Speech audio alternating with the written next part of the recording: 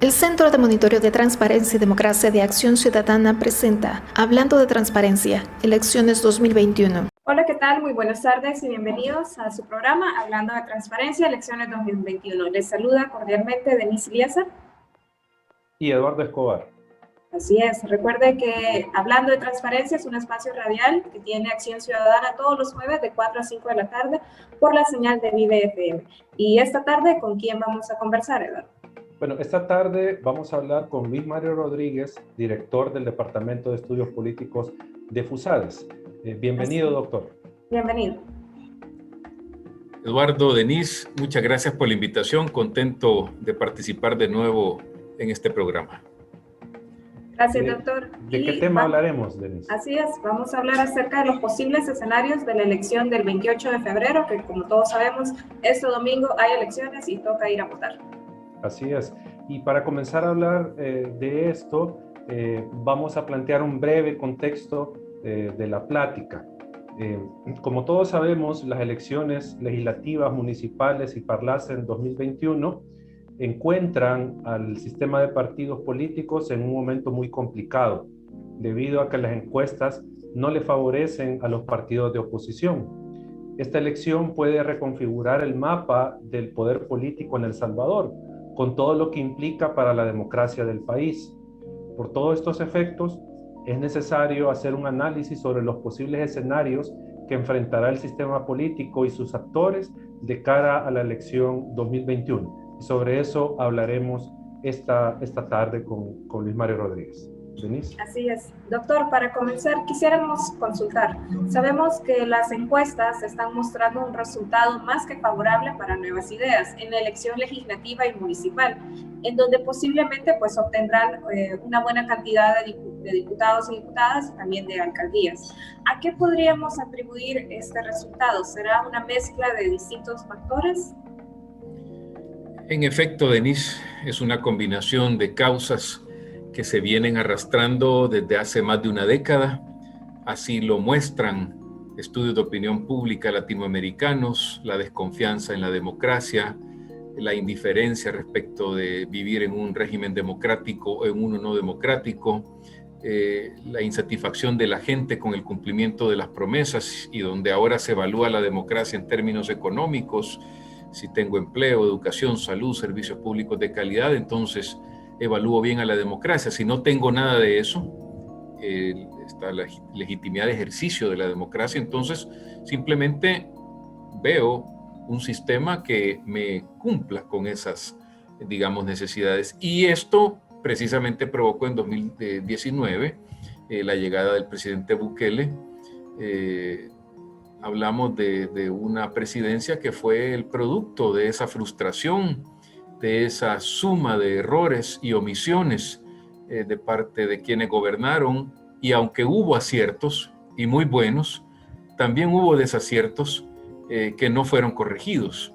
Y luego la antipolítica que escuchamos durante la campaña presidencial, que es prácticamente la misma que estamos ocupando o estamos escuchando ahora mismo para la elección legislativa y municipal, es lo que nos lleva en parte a tener estos resultados. Y voy entonces a su pregunta, donde justo también sigue acumulándose en la gente este mensaje que a diario el oficialismo, el presidente y sus ministros dan acerca de el sistema tradicional, es decir, es un discurso desmoralizador, es un discurso en el que se empodera al pueblo, pero tratando de eliminar a todos los jugadores dentro del juego democrático, lo cual es un problema, porque el juego democrático es para que los adversarios precisamente compitan por el poder. Cuando uno de los adversarios lo que quiere es eliminar al resto, ese juego democrático entonces tiene problemas.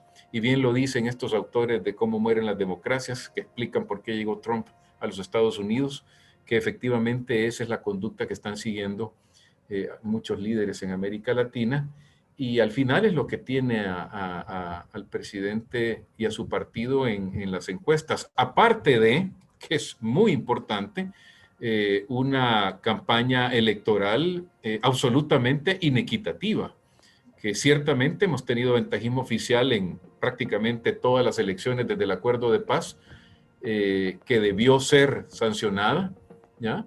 Pero en este caso hay una conducta irreverente en la que la impunidad electoral se ha puesto de manifiesto en la mesa de manera descarada, y donde hay una actuación de funcionarios que se prevalecen de su cargo sin importarle las consecuencias. Hay un cálculo de sanciones frente al rédito que me da incumplir la legislación, que no habíamos visto en otras elecciones, y que por supuesto también permite que llegue más campaña, más propaganda a la gente, ¿no?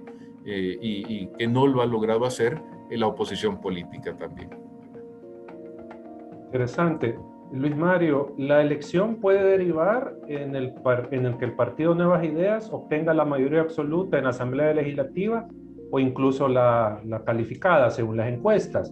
O también está la posibilidad de que el Partido Nuevas Ideas no obtenga esta mayoría y deba recurrir a otros partidos para contar con la mayoría absoluta o la calificada, según sea el caso. ¿Qué implicaciones para la gobernabilidad y el ejercicio del control político tendría uno u otro resultado? Bien importante, Eduardo, nos estamos jugando el sistema, es decir, dependiendo de los resultados podríamos comenzar una transición de un sistema democrático a uno no democrático. Ya lo estamos viendo reflejado en los resultados de ciertos estudios, como el de The Economist y su unidad de calidad democrática, donde redujo al país de un sistema con democracia imperfecta, donde estábamos, a un régimen híbrido, a un paso de un sistema autoritario, ¿no? Entonces, ciertamente el sistema electoral salvadoreño favorece el pluralismo. Lo que promueve es que existan, pues, una representación partidaria amplia en la Asamblea Legislativa, y lo hemos visto en los últimos 29 años, donde quienes han gobernado no han tenido la mayoría solos, me refiero. Sí la han logrado con otros partidos, y es legítimo. Además, un presidente ciertamente muestra habilidad para construir coaliciones en una asamblea, y entonces puede empujar sus políticas públicas. Es decir, hasta ahí el normal funcionamiento de un sistema político. El problema es cuando los antecedentes y el comportamiento de quienes nos gobiernan nos muestran claramente un camino autoritario, como el que hemos visto durante este año y medio, no solo con la toma militar de la Asamblea el 9 de febrero, sino con todos los abusos, arbitrariedades, usurpación de funciones, incumplimiento de sentencias de la Sala Constitucional que vimos durante la pandemia por parte del presidente y el gobierno. Entonces, todas estas conductas, más la impunidad electoral que estamos viendo ahora ante las elecciones del domingo, lo que nos muestran es que ante una mayoría, primero simple, ¿ya? 43 votos que le permitiría aprobar leyes al presidente, tendríamos todavía instituciones de control político a las que se podría someter la constitucionalidad de leyes que violenten la Carta Magna. Ahí existiría todavía independencia, autonomía de algunas entidades de control político, la Sala Constitucional, la Fiscalía General de la República, la Corte de Cuentas. Aún así, pues, este juego de estar aprobando leyes inconstitucionales, y mientras la declara inconstitucional la Sala, el peligro de persecución a adversarios políticos, de restricción de libertades, aunque esto sea inconstitucional, digamos que en este caso la Sala Constitucional tendrá que actuar de manera ágil para evitar que se consumen perjuicios en contra de particularmente adversarios políticos, o de los que considera el presidente como sus adversarios políticos, si no es que sus enemigos. Un escenario de mayoría calificada, 56 votos, sí pone en riesgo a la República, a la independencia de las instituciones de control político, incluso a la estabilidad fiscal del país en términos de deuda pública, porque podría aprobarse más endeudamiento sin control. Y al final la gente ciertamente, y lo hemos conversado con Eduardo, Denise en otros foros, pues esto no le interesa mucho. Es lógico, lo que le interesa es que su hijo se eduque, coma, tenga salud y tenga seguridad. Pero todo eso se puede perder si un solo funcionario concentra poder político, porque entonces es posible que el sector privado, las empresas que generan riqueza, dinamismo económico y empleo, tengan miedo de seguir adelante y entonces perdamos empleo y perdamos dinamismo económico, Eduardo. Luis Mario, antes de irnos a la pausa, hay recurrentemente un comentario que se escucha de que cuál es el problema que un partido tenga mayoría, porque eso sucede en Estados Unidos. Ganan los republicanos, tienen mayoría en el Senado, en el Congreso, tienen la presidencia, u otras veces ha sido el Partido Demócrata. Entonces, ¿cuál es el problema con que acá pasara eso? Hay gente que así lo dice. Es una buena pregunta, Eduardo, y muy simple, como la ha hecho para que le entienda a la gente, y me parece muy atinado. En efecto, en los últimos 30 años, Arena obtuvo mayoría con otro partido, y en su momento el FMLN hizo alianzas con la Gran Alianza por la Unidad Nacional, dicho sea de paso, valga la redundancia, y pudo entonces gobernar. El presidente Sánchez Serén se le complicó un poco porque tuvo que lidiar con 3 legislaturas, la de 2012-2015, la de 2015-2018 y en su último año la de 2018-2021. Complicado, pero aún así tuvo la habilidad para construir alianzas. Entonces, ciertamente, ¿cuál es el problema? Pues el problema viene de lo que ya hablábamos antes de su pregunta acerca de la conducta que ha presentado el presidente en los últimos meses, abusando del poder que tiene ahora mismo del Ejecutivo, usurpando funciones de la Asamblea Legislativa y tratando de básicamente hacer a un lado a sus adversarios políticos. Ha también violentado y obstruido la libertad de prensa, la libertad de expresión. Lo han dicho no solo medios que han sido objeto de persecución en el caso de El Salvador, sino que también el relator para la libertad de expresión de la Comisión Interamericana de Derechos Humanos lo señaló, Michelle Bachelet de Naciones Unidas, que es la relatora para la protección de derechos humanos, es decir, ha señalado todas estas infracciones del presidente, y ese es el temor.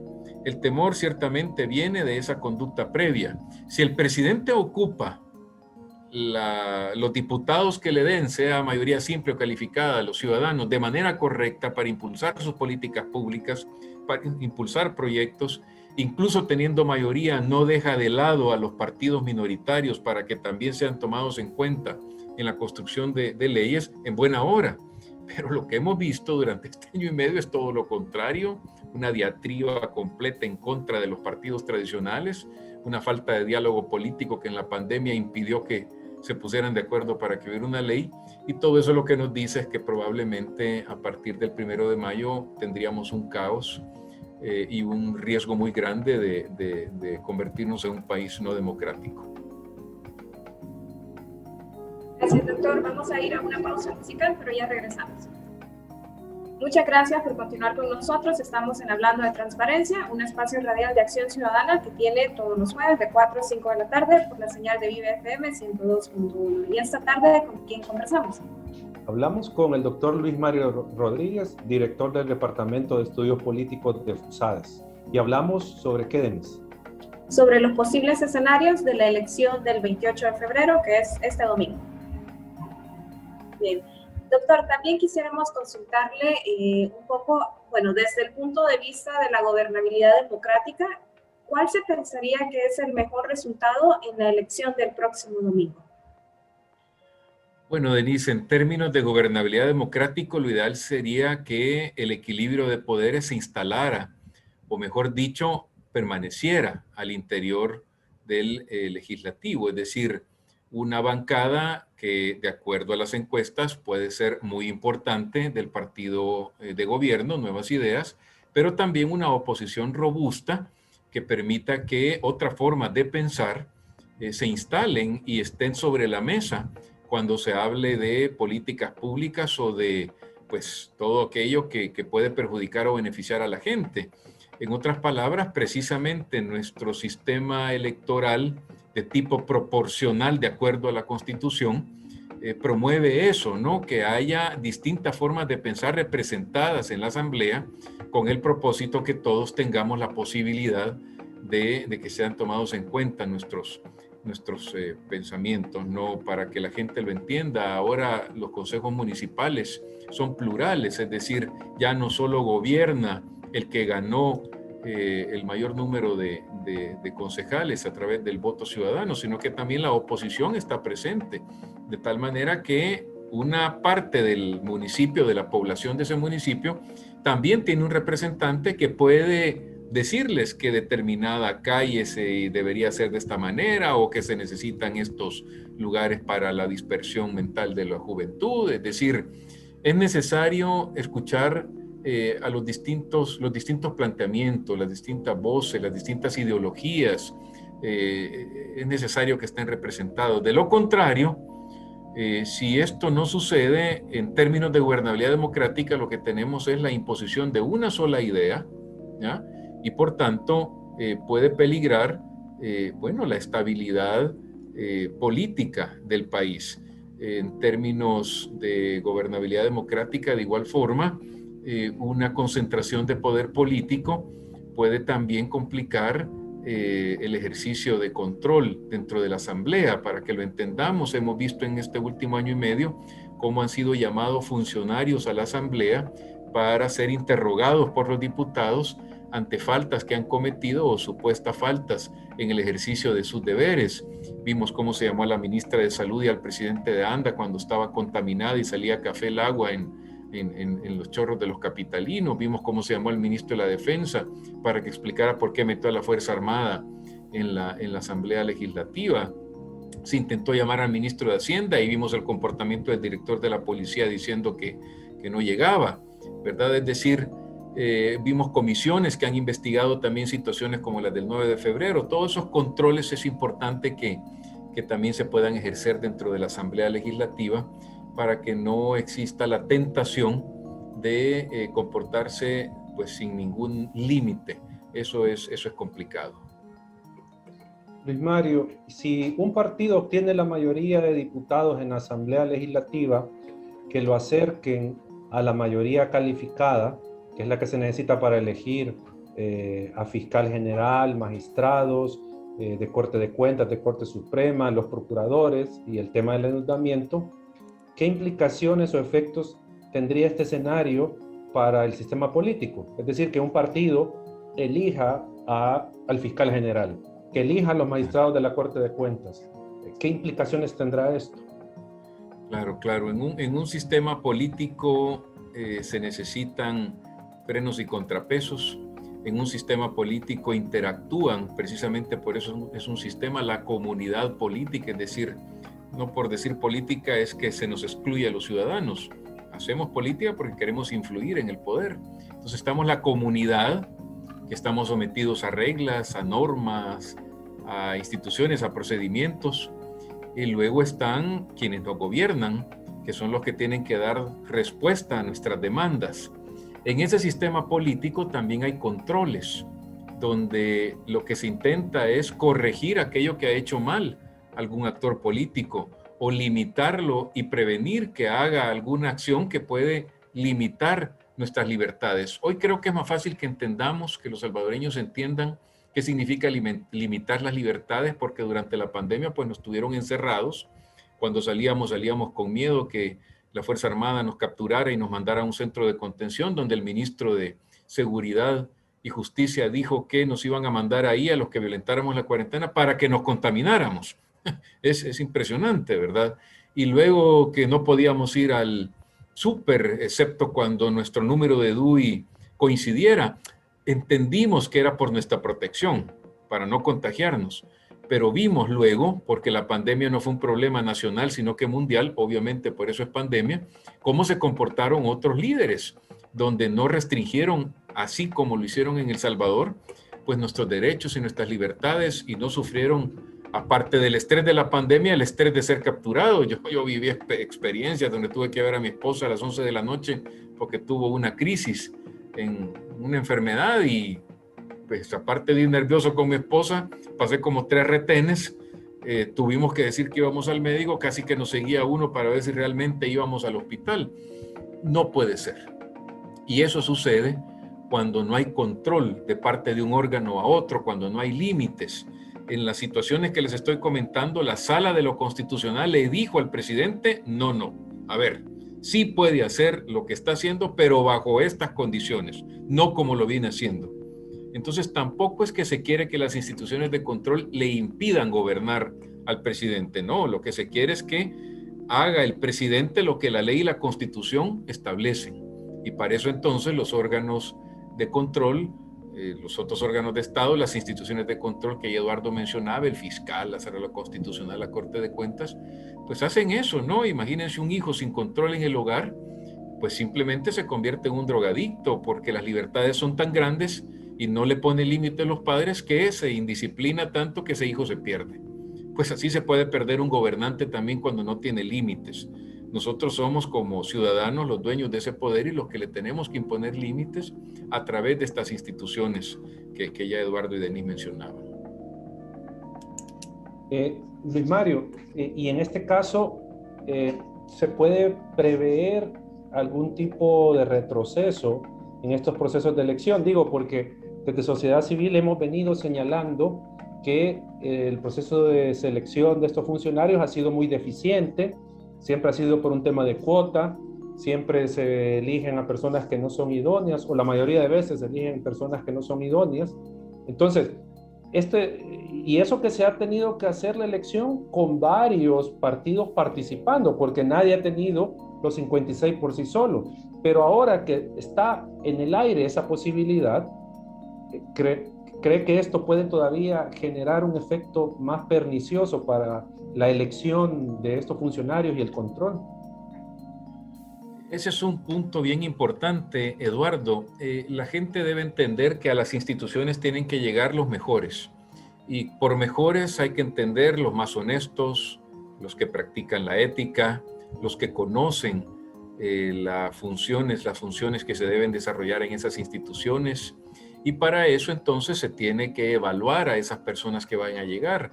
Instituciones como la de ustedes, Acción Ciudadana, o como la nuestra, FUSADES, promueven lo que denominamos baremos, es decir, criterios que deben tener los diputados para evaluar a los candidatos que van a llegar a estas instituciones. Si obtuviera una mayoría calificada el presidente en ese eventual supuesto junto con otros partidos, igual tiene que cumplir los criterios que la Sala de lo Constitucional ha venido dictando a lo largo de estos años, en el sentido de decir que estas personas no pueden ser miembros de partidos, debe comprobarse la idoneidad, es decir, que realmente tiene competencias, que tiene conocimientos para llegar a ese cargo, de tal forma que si no se cumplen esos requisitos, la Sala de lo Constitucional puede rechazar ese nombramiento. Y creo que ahí la sociedad civil, las organizaciones, centros de pensamiento, la academia, vamos a jugar un rol bien importante, exigiendo que la Sala pues haga cumplir esas resoluciones, esos parámetros, esas condiciones que deben tener estas personas que van a llegar a estas instituciones, que tienen que ser totalmente independientes del presidente. En Nicaragua, en Venezuela, los presidentes Chávez, ahora Maduro, y luego Ortega y Murillo, en el caso nicaragüense, lo que hicieron fue precisamente eso, secuestrar a las instituciones para que ya nadie los controle. Y lo primero que hicieron fue precisamente tener mayoría absoluta en la Asamblea Legislativa. Ellos a través del fraude, no porque la gente se los diera. Y a través del fraude obtienen esa bancada y eligen a estas instituciones que ahora simplemente son pues fantoches, no tiene límites ni Maduro ni Ortega, y no podemos permitir que eso suceda en El Salvador. Solo que es difícil, digamos, pensar que no va a suceder eso si vemos el comportamiento del presidente al elegir comisionados del Instituto de Acceso a la Información, por ejemplo.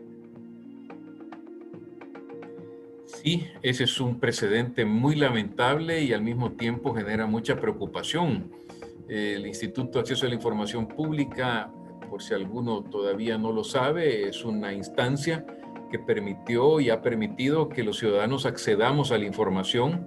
A través del instituto se conoció el patrimonio de los expresidentes Saca y Funes, y fue, digamos, el inicio del proceso penal que llevó a la condena del expresidente Saca y que tiene ahora el expresidente Funes pues en el exilio, ¿no? En Nicaragua. Es decir, nos permite abrir ventanas dentro de las instituciones públicas, obtener datos, evaluar si el comportamiento de los funcionarios públicos está pegado a derecho y no está encaminado hacia la corrupción. Entonces, por supuesto, que a las autoridades, a los funcionarios públicos, este instituto les estorba, sobre todo a aquellos que no están, digamos, comprometidos con la transparencia. Y ese instituto, al igual que otras instituciones, está integrado por personas. Y estas personas tendrían que ser independientes, pero lo que hemos visto, y que Eduardo ya señalaba, es que se ha intentado incorporar a personas que están a la orden del gobierno de turno, en este caso del presidente y de sus funcionarios. Y con eso, por supuesto, cuando se pida información sobre instituciones del actual gobierno, estas personas que pues no han manifestado independencia van a rechazar la solicitud que hacen los ciudadanos. Así que no se trata de ponerle zancadilla al presidente ni al gobierno. Si el presidente triunfa y el gobierno triunfa, los ciudadanos, sin duda alguna, también vamos a tener éxito y vamos a tener una mejor vida y servicios públicos más eficientes. De lo que se trata es que todos respetemos las reglas, actuemos de forma transparente y si cometimos errores, paguemos por esos errores. De acuerdo, doctor. Vamos a ir a la siguiente pausa musical, pero ya regresamos. Gracias por continuar con nosotros. Estamos en Hablando de Transparencia, un espacio radial de acción ciudadana que tiene a través de su centro de monitoreo todos los jueves por la señal de Vive FM 102.1. Y esta tarde estamos conversando con el doctor Luis Mario Rodríguez. ¿Y de qué estamos conversando? Estamos hablando de un análisis de los resultados de la elección 2021 y estamos haciendo pues, valoraciones sobre las implicaciones que esto tiene. Así es. Doctor, ya hemos conversado un poco sobre cómo podría quedar el escenario después de las elecciones y ante este panorama, antes descrito de una oposición sin la aritmética a su favor, ¿qué rol debería entonces jugar y qué comportamiento debería adoptar el resto de partidos políticos? Suponiendo que van a tener una fuerte recaída en las elecciones. Sí, correcto, Denise.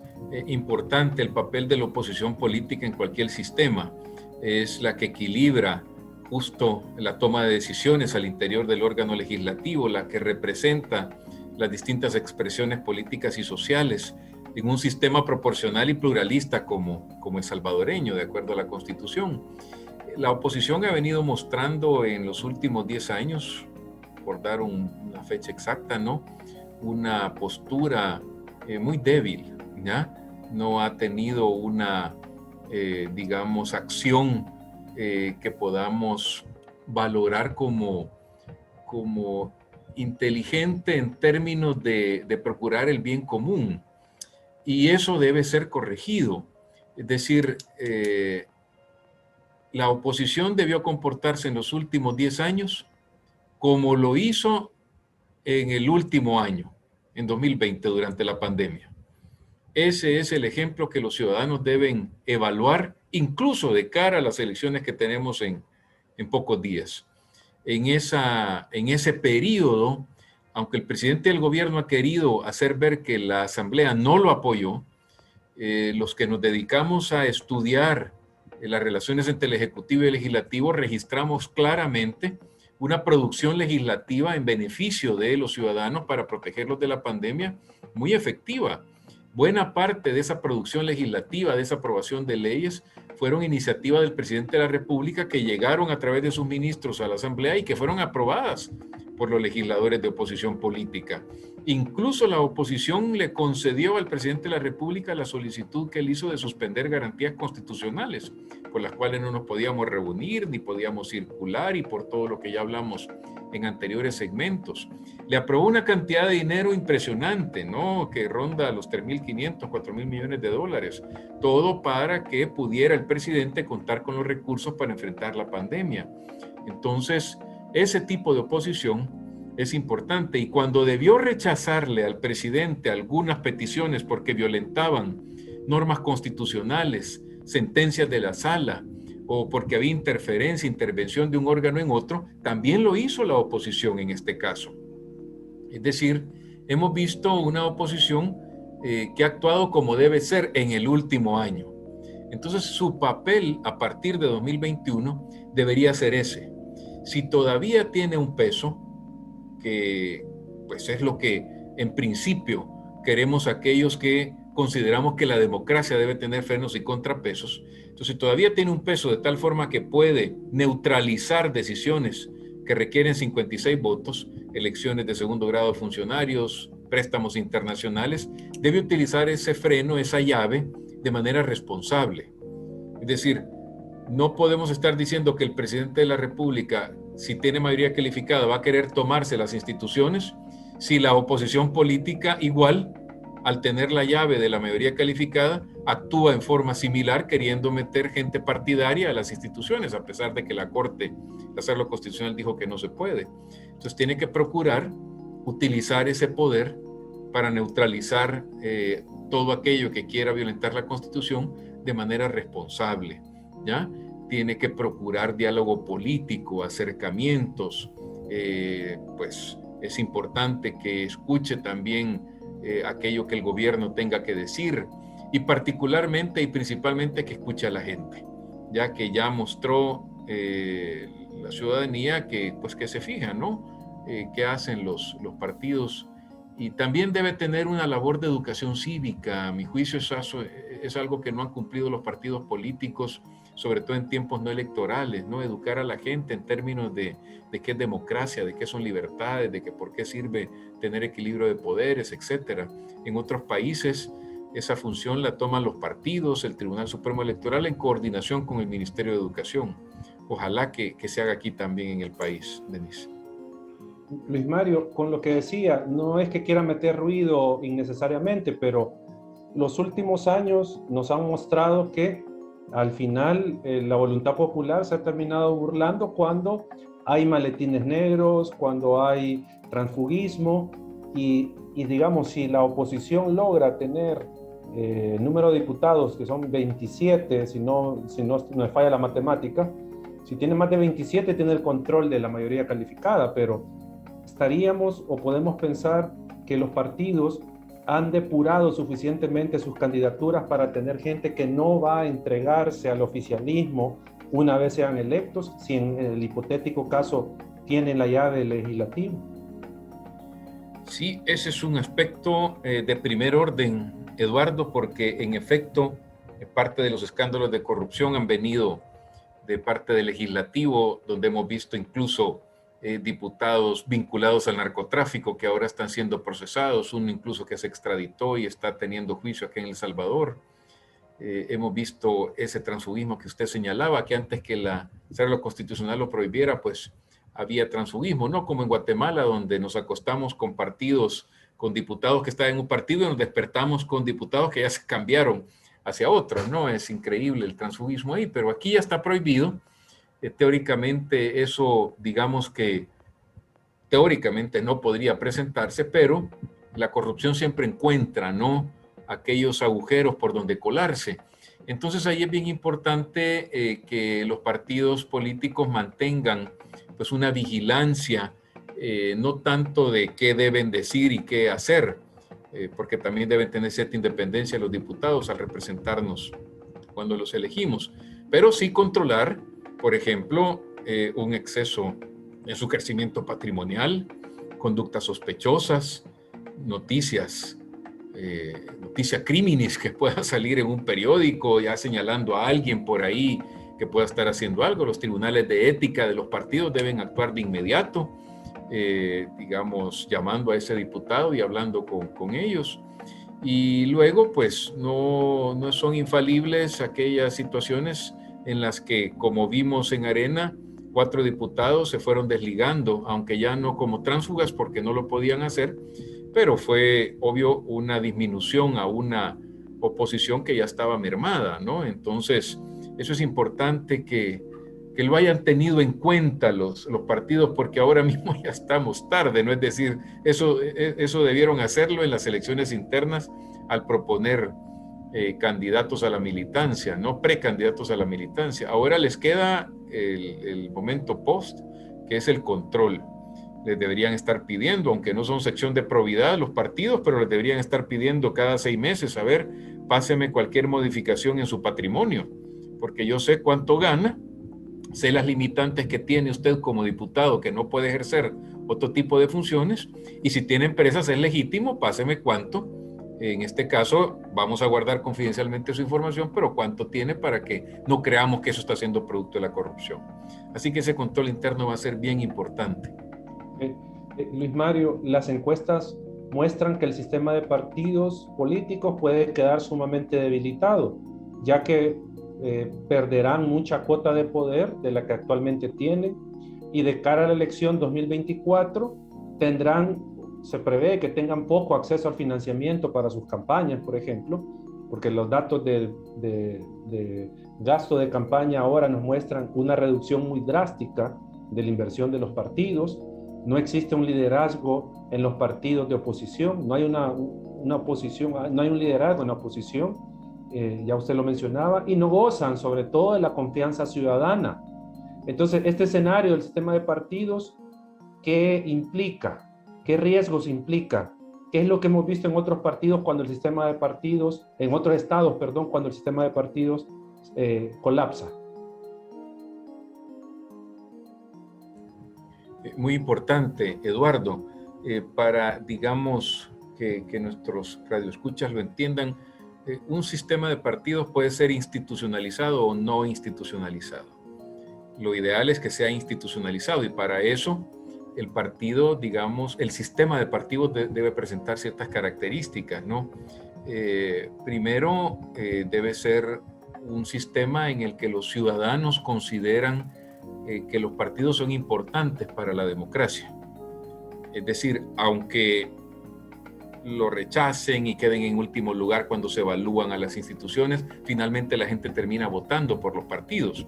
Muy pocos votan por candidatos no partidarios, de hecho tenemos solo uno en El Salvador, y siempre terminan quedando los partidos políticos. Así que eso es lo primero. Lo segundo es que los partidos tengan presencia territorial a nivel nacional, que no sea un partido que surgió y que apenas ha logrado tener una casita en un municipio de San Salvador. No, la idea es que haya presencia a nivel nacional para que la gente vaya conociendo a ese instituto político, ¿no?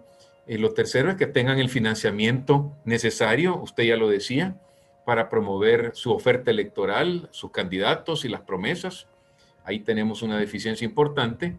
Y lo otro es que tengan, pues, una pérdida baja de electores entre una elección y otra. Es decir, un sistema de partido sano debería tener militantes de partido fieles. Es decir, que haya fidelidad entre una elección y otra y no se pierdan esos electores.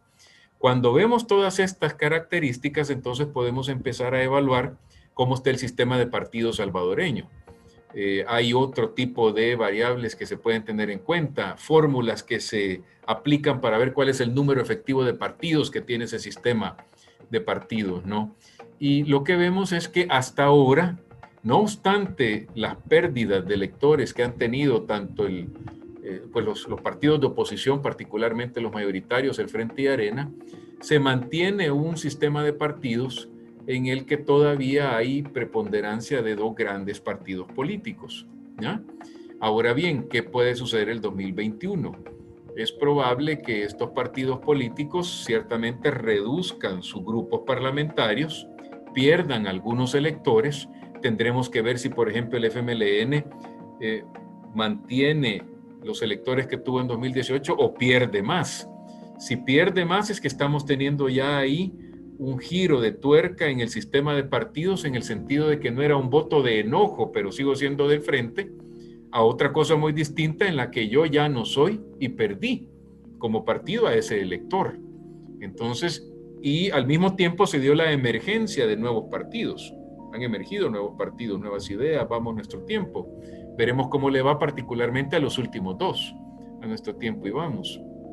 Entonces, el sistema de partidos en principio sí puede tener algún efecto en 2021 en estas elecciones. Primero porque emerjan nuevos partidos.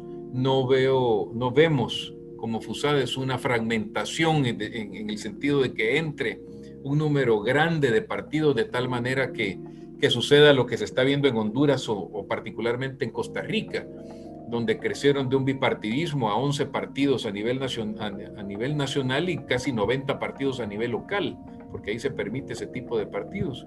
Y eso ha complicado que ellos hagan una reforma fiscal. Entonces, ese es el primer aspecto, que entren nuevos partidos. Lo segundo, justo, es que la sanidad del sistema la vamos a ver si los partidos que hoy son mayoritarios pierden escaños, pero permanecen con representación legislativa y permanecen con representación territorial a nivel nacional, es decir, son opción de poder todavía. Fíjense, en España, Manuel Alcántara nos decía que en 2014 ya no daba un peso por los partidos tradicionales, y resultó que se recuperaron el Partido Popular y el Partido Socialista Obrero Español. Tan es así que gobierna el Partido Socialista Obrero Español, y ninguna de las nuevas opciones en los últimos 30 años ha logrado sacar a estos dos partidos de la presidencia. Se han venido alternando el PP y el PSOE, pero hicieron cambios muy importantes, y en 2021, si hay pues esta situación de que sigan los dos mayoritarios ahí, tendrán que hacer cambios importantes si quieren recuperarse de cara a la siguiente elección. Vamos a seguir teniendo partidos minoritarios, Gana, Partido de Concertación, probablemente Partido Demócrata Cristiano, ¿ya? Es decir, habrá multiplicidad de partidos que también para nuestro sistema es sano. Y lo que hay que ver aquí en realidad es que si los que van a sustituir dentro del sistema de partidos a lo que eran antes los mayoritarios, se comportan de acuerdo a las reglas democráticas. Eso es lo más importante, y con eso pues concluyo. Gracias, doctor. Vamos a ir a la última pausa musical, pero ya regresamos. Gracias por continuar con nosotros. Estamos en el último bloque de Hablando de Transparencia, y como ustedes sabrán, ya estamos hablando con el doctor Luis Mario Rodríguez, quien es el director del Departamento de Estudios Políticos de FUSADES.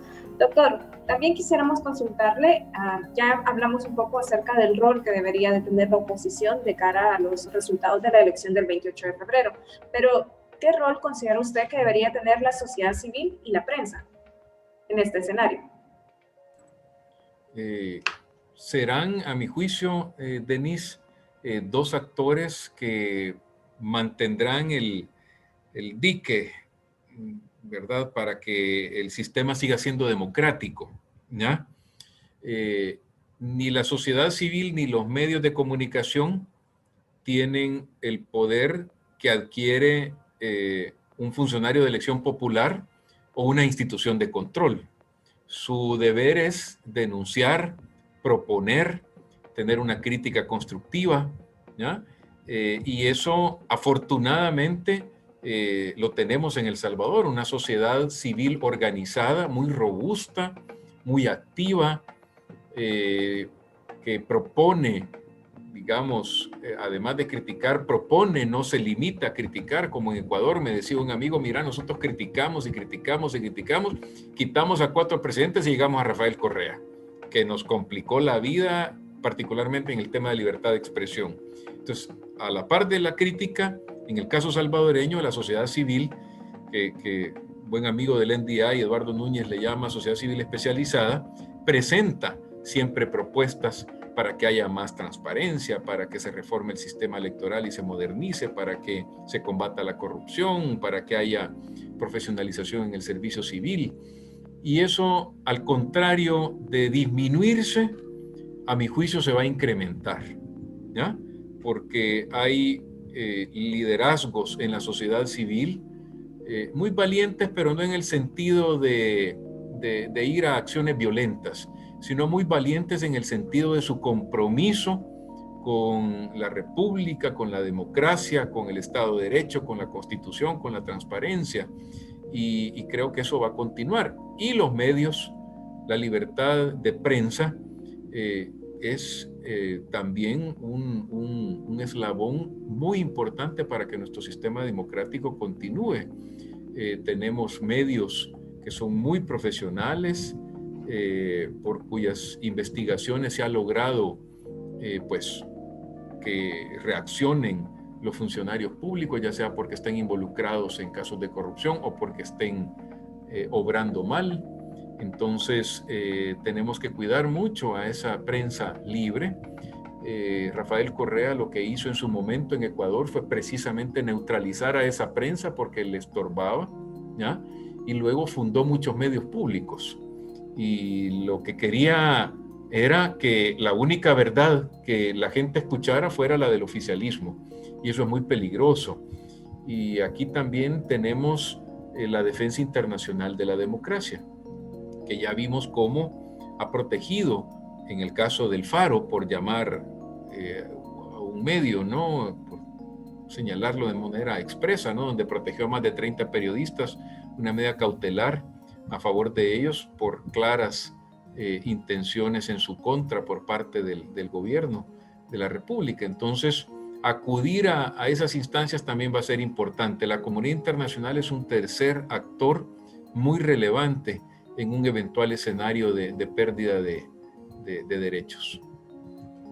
Luis Mario, ya para terminar esta interesante charla, ¿qué llamado haría usted a la ciudadanía para el domingo en cuanto a la asistencia y en cuanto a la emisión de su voto?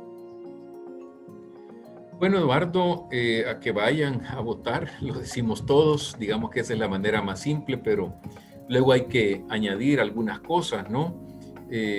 Otros sistemas, otros países no le daban importancia a la política porque algunos, sus líderes en este caso, se habían encargado de desmoralizar a la gente.